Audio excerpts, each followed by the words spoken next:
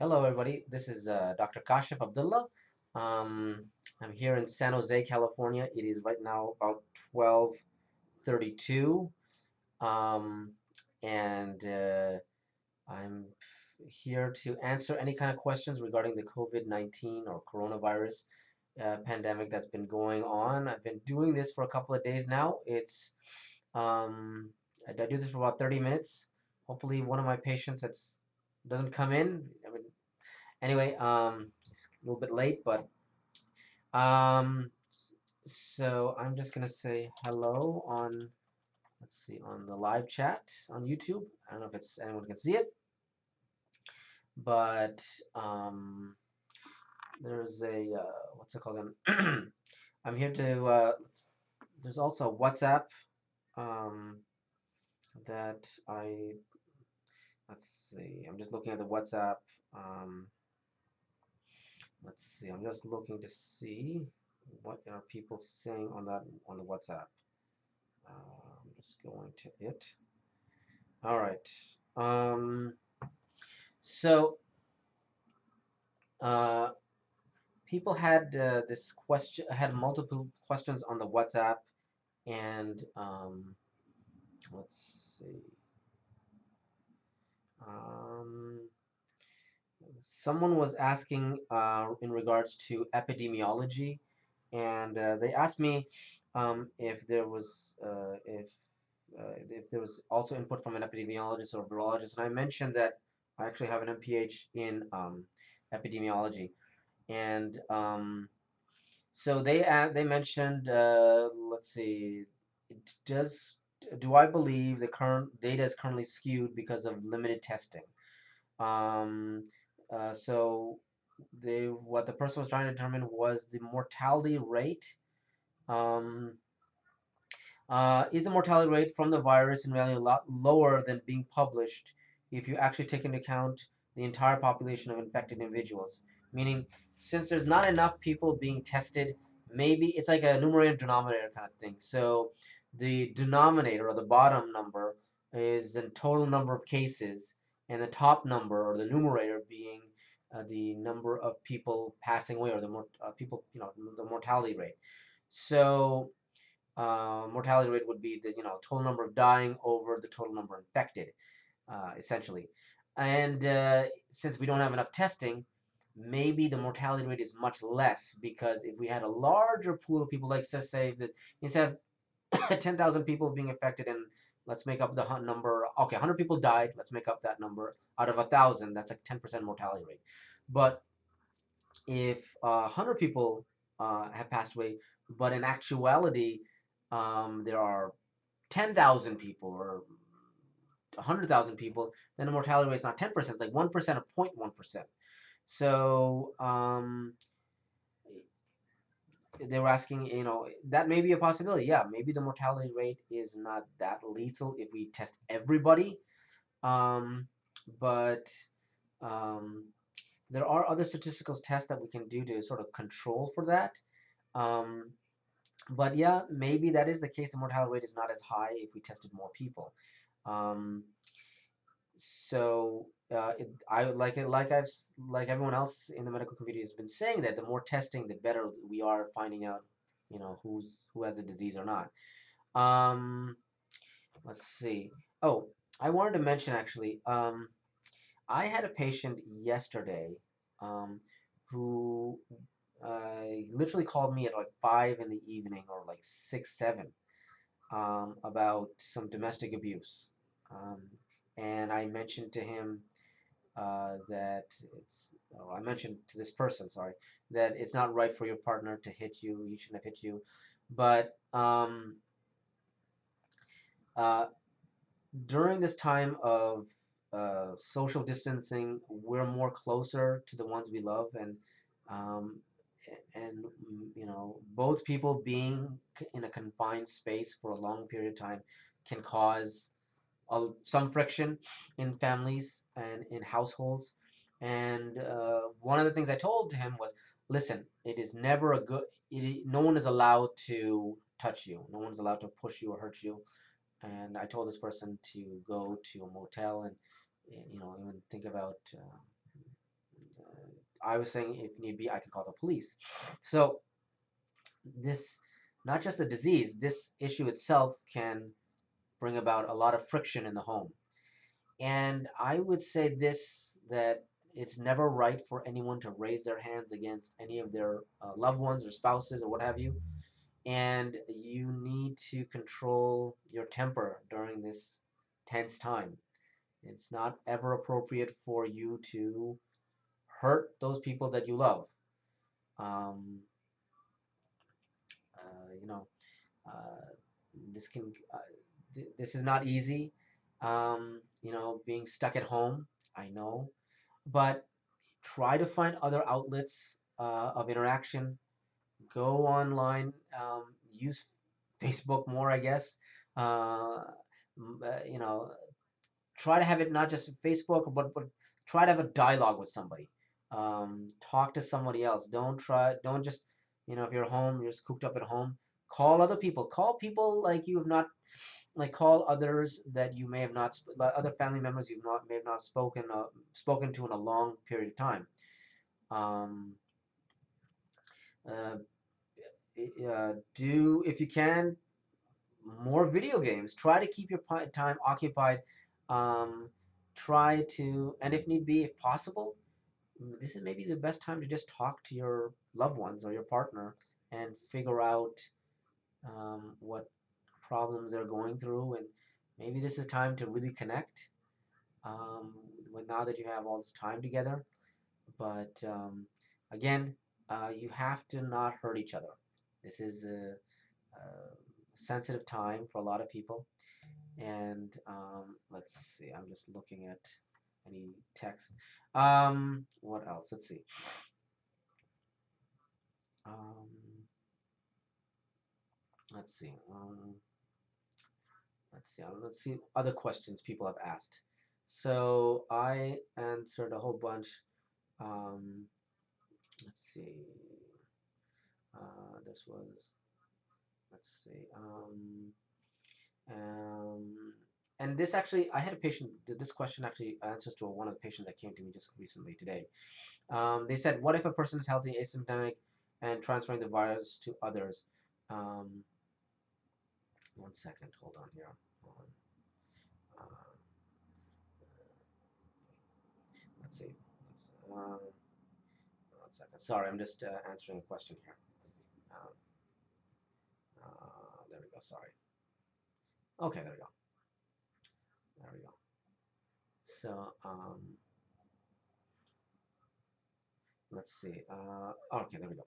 And I'm sorry. Oh, so a patient came to me and she actually had a sore throat. And she was mentioning how, what do I do about the sore throat? She was an office worker uh, that started having a sore throat and was trying to figure out what to do in this kind of situation. And I mentioned to her that, again, social distance, keeping yourself home. And she didn't have symptoms of fevers or coughs or shortness of breath. She just had a sore throat. And I said, well, that sore throat itself shouldn't, be mindful, watch out, look at, uh, I was mentioning about getting a thermometer of some kind, um, and uh, looking to, but she was mentioning that it's also very hard to find a thermometer. And I said, well, I know that's very hard too. But sometimes you can also know when you're having a fever, you know. So if you feel that you have a fever, contact your primary care provider. Or if you're having coughing or shortness of breath, please contact us. Contact somebody. Let's see, what else did people say? And of course, if anyone wants, please join in, ask questions on the on the on YouTube. That's what it's there for. Maybe you guys are, if need be, you can also maybe, is this a good time for people? I don't know if 12:30 is a good time. Is everyone available? Are people available to watch? Sometimes it doesn't look like it. But let's see what else. Sorry, let's see. Okay, so let's see. Let's see. Oh, someone mentioned how I sometimes touch my face on the online. Yeah, sometimes I do. It's accidental. I'm wearing this mask the entire time, and as soon as I come uh, do this thing, I take off the mask, and my gets my nose is stuffy and what have you. And yeah, you shouldn't be touching your mask per se, but it's sometimes hard even for a doctor. I wash my hands even before starting this, but I'll try not to touch my face more often. Let's see what else. Um, let's see. Someone asked how likely is this to return during the flu season? Are there multiple waves? Um, well, that's where the again the social distancing is coming into play about trying to have it so that we can stop this first strain. Hopefully, there is no mutation, and it is stopped immediately. Um, let's see that no, not immediately, but it's stopped over time, and we don't allow this to spread to more and more people. Let's see what else. And hopefully this won't mutate. And I will say there was a strain of SARS, not COVID-19, but there was a strain of SARS back in 2002 that was very deadly and serious. That has now come out of the population. It's no longer there in the population. So I'm hoping that this is sort of similar. That this also doesn't continue. That this eventually, after a couple of months, this is hopefully most people have experienced this. Their immune system has taken care of the problem. Let's see what else. Let's see. Um, but in the same time, if other people have other questions, we don't have to just do coronavirus all the time. I can mention other things. Um, let's see. Sometimes it feels like I'm doing a radio talk show, and it's hard to not hard, but coming up with content is sometimes difficult to like to keep it all the time. Let's see. I might do something else also. I might do headaches or what have you. Let's see. Um, let's see. So there's questions about blood banks running low on supplies and asking how people donate blood, and is this transmitted through blood? So my understanding is no, this is not transmitted through blood per se. That um, uh, that this is a respiratory ailment and you get this through droplets. So if you cough or what have you, um, you have to be exposed to the droplets in aerosolized droplets as opposed to being spread from blood to blood. So there's that. So I don't plus we also check for other things in blood products, but I think we're so far safe in regards to blood transfusion regarding you don't contract SARS through blood products. Let's see what else. Um, let's see.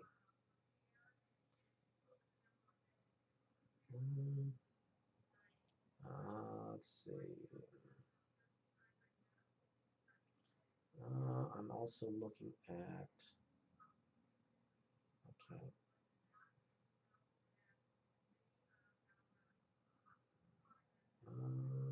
I answered a whole bunch of questions. Um, let's see. Um, it says that if we suspect a virus, should we isolate for 14 days from the first symptom, or all the days, or the day that the symptoms disappear? Actually, I would say 14 days from the day the symptoms disappear. So once your cough and your fever, cough, and shortness of breath have gone away, and then for about 14 more days, you should wait. Um, and that it hopefully by then. Now, I was listening to the talk that Dr. I believe Fauci or what have you was giving, and he was stating that it requires two independent COVID-19 or coronavirus tests to be negative 24 hours apart before you can say clinic. Like someone asked him if someone has recently been diagnosed and is treated for it, how long how long do they wait? And he said the 14 days, but then he said it takes two consecutive 24-hour period tests to say if they're negative or not. Um, I'm hopeful there's more tests in the public's realm so that we can do these kind of things. But yeah, in general, I would say since we won't have testing that much, you should do it twice. You should basically wait the 14 days after the symptoms have stopped. Um, let's see what else. Uh, let's see. Oh, also in the news recently, I've heard that Prince Charles, I'm not sure if this is value news, but even he's gotten the COVID-19 virus and he's self-isolated himself in his home.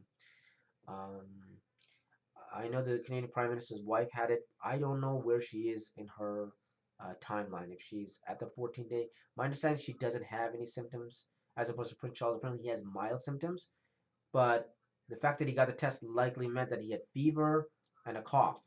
So I'm not sure what they mean by mild symptoms. Is his mild symptoms those symptoms of fever and cough? I don't know. That's so, and it's concerning. He's 71, so it's dangerous for him. Um, let's see. Let's see what else. I can let's see. I'm actually just looking at the rates currently. What are the rates of virus? Hmm. So I can say this. Yesterday, the death rate was there was 18,000 deaths. Now there is 20,000 deaths, 20,852 deaths. So it looks like we're still in the active phase. I'm looking at there's something called worldmeters.info/coronavirus, and they're looking at the total number of cases, and we are still in a logarithmic increase. So let's see. So today is the 25th. Yesterday there was, it looks like this is a day behind, but um, meaning they show data for, let's see, to say, this is so 261,000 cases, sorry, 461,923 cases according to this website. And we are at that's an increase. According to this, yesterday there was 422,000 cases. So that's an increase of at least 40,000 cases. And the day before that, there was about roughly the same. But according to this log, it still says we're in a logarithmic increase, so it's exponentially going up. So um, that's of concern. So we're still, if people are wondering when is this going to end, just by using this metric, I can say that we're still in the beginning phases. I don't know if we've peaked. I doubt we haven't peaked obviously yet. So we'll know when we peaked when we see the number of cases come down. That's when we'll know when we've peaked, hopefully. And we're still actively treating this. It's still actively being affected by this disease. Um, let's see. According to this, the death rate according to this is still at 15%. That was like yesterday was 18,000 deaths. Today it's 20,852 deaths. So there's that. They're still increasing in there. And let's see. This is let's see yesterday and today. Well, good if there is good news. I'm not sure if there is a good news. Let's see. Hold on. The number of deaths from yesterday have fallen, meaning yesterday there were 225 deaths. Today there's 113 deaths. So I'm just trying to see if and then the number of cases yesterday there was 11,000 cases. Today there's only 9,000 cases. So are we beginning to see the peak? I don't know. Hopefully, maybe social distancing and everything we're getting better and better. But it's hazard to guess. Maybe these are early numbers too. Maybe the day is not done, and we don't know. This website, literally, all I did was in order to find this, I went to Google and I just put coronavirus rates, and uh, it's precipitously increasing. Well, it's still increasing, and but yeah. Uh, let's see. I'm also looking at the rates in. Let's see. There's still the most number of deaths are occurring in Italy. and the Italian deaths are likely due to what people have said is an aging population. The average age in Italy is about 46 some odd years of age. Um, now, the number of deaths in Italy thus far have been about 7,500, and the total number of cases in Italy of 74,000. So that's a 10% death rate in Italy. In China, according to here, it looks like it's, I don't know, about almost a 5%, something like that. And the United States, it looks to be much less. It's, let's see, total number of cases, 64,000. Total number of deaths have been 893,000. Still one too many. 893 is just too many just from this disease. But our rates are not as bad as Italy, and that's what we're concerned about, that we're not like Italy. Um, what else? Anyone else? Let's see, I'm just looking at the graph. Active cases, closed cases, but show more statistics. Let's see. Growth factor of NIMS. So this is actually a pretty good website. It shows you. Oh, there was another website actually. Oh, this is sort of beside the point. I went with my wife to Costco, and I noticed that the amount of material has returned. I'm not sure what that is, if any kind of indicator, but except for maybe just toilet paper, um, everything basically is back to normal in that Costco that we go to. So there's tons and tons of water. There's tons and tons of food. It's just the paper towels. Um, Target is more sold out, I would say, than Costco for what, maybe because it's more accessible to people than say at Costco. Um, but I was saying, if you want to make your own wipes, one of the things you could do, if this is helpful, is one thing I noticed in Costco is what they took is they took a spray bottle of disinfectant, got a paper towel, and just sprayed it. Now, I know paper towels are hard to come by too. Um, but if hopefully the number of paper towels are easier, well, I'm assuming the number of paper towels will be more readily available, or you yourself already have a large stockpile of paper towels, but you don't have disinfectant wipes. All you need to do is get yourself a spray bottle and put in maybe take a little bit of bleach, um, maybe about, I don't know, you could say, depending on the spray bottle. So if the spray bottle is about 500 milliliters, I put in about, I don't know, 50 milliliters, maybe, yeah, about 50 milliliters, maybe 10 milliliters worth of chlorine, and put the rest of just straight water, mix it up, and that spray bottle now is disinfectant wipe. You take that, mix it up, and then paper towels that hopefully you have, or hopefully there's more in stock, spray that into a paper towel, and you just have to make it damp, and then you can use that to as a disinfectant wipe. Um, I have some disinfectant wipe here, right here, and this is basically the same thing. It's not like rocket science. Like here, it just basically just a little bit. Um,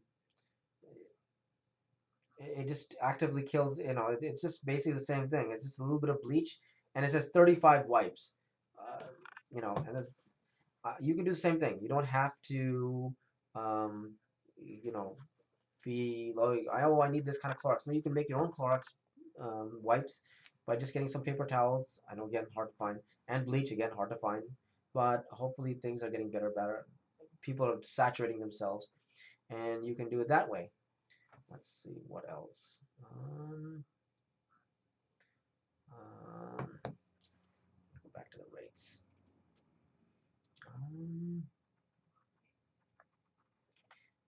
Yeah, I'm still looking at the number of rates. Daily cases are still rising per se, um, but let's see. That was yesterday. They don't have today's statistics, but just because there's a slight dip doesn't mean we have to see oh, that's another thing. We would have to see a consistent drop in the number of cases.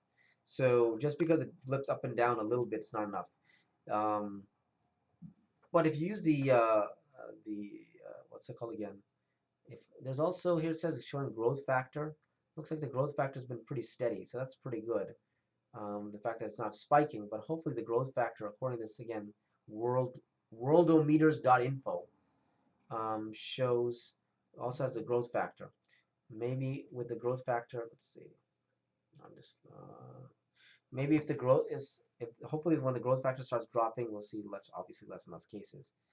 Um, let's see. Um, they also show active number of cases and growth factor and daily cases, excluding China, to show the chart. Um, but let's see.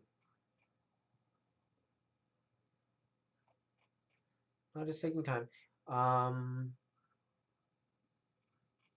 just looking some more. Well, it looks like we're coming up to the end of the 12:30. Sorry, 1 o'clock. Sorry. But if anyone has any questions, they can. Again, there's a WhatsApp group that I've used, or you can actually. It's much easier if you can to use the chat. Um, let's see. No, no. Video to remain a smooth data. I'm not sure why that's the case. If I close that, there we go.